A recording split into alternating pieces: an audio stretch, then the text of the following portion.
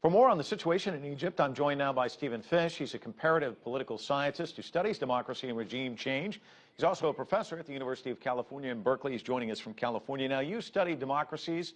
What do you make of what's going on in Egypt? Well, this is certainly not a good example of democratization. Things were going reasonably well in Egypt until the military intervened. Of course, the Muslim Brotherhood government, led by President Morsi, was not a model government by any means. It suffered from incompetence in its ranks. It suffered from some corruption and did not treat opposition the way a democratically elected government should. That said, it was a model of liberal restraint and democracy compared to what's been going on since the military coup of early last month. Now, you've also talked a great deal about Muslim countries lagging behind with democracy. Why is that? It's very hard to say. I can't find anything about Islam itself that would lead countries to be, or Muslims to be, behind in democracy. I don't think we've really figured out the answer to that question yet. Some people have pointed to the treatment of women.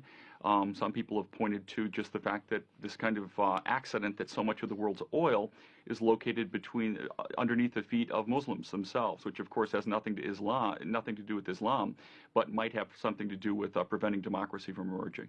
Stephen, it seemed to me that the people took to the streets and they protested and asked for Mubarak's ouster. They got that. They wanted democracy.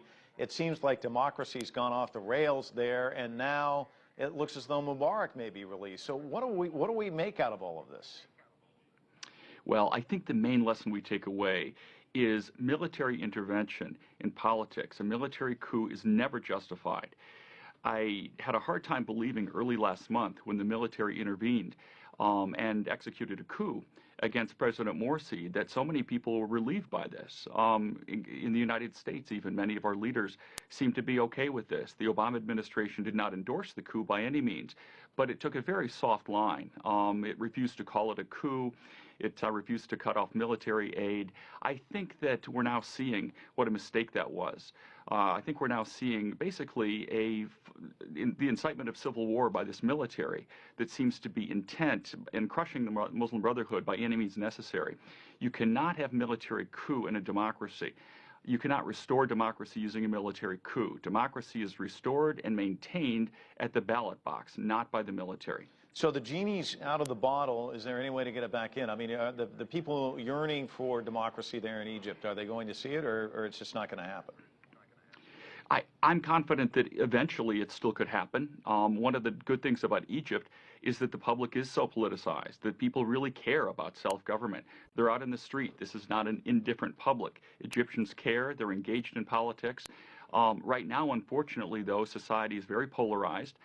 You had a Muslim Brotherhood government that was not terribly repressive, but that governed rather incompetently.